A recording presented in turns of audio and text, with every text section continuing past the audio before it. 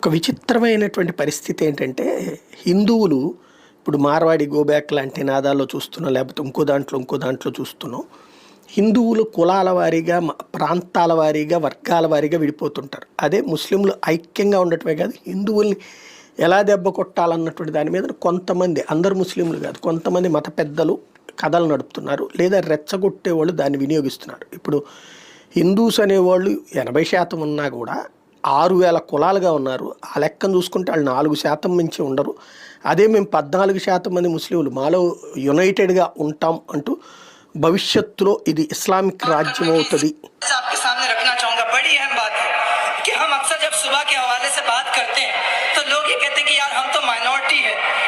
छोटी तादाद में है, हम तो 14-15% है, 20% है, वो 80% है। तो पहली बात तो ये समझ जाइए कि वो 80% नहीं है, वो 80% जो 6,000 कास्ट के अंदर डिस्ट्रीब्यूटेड है।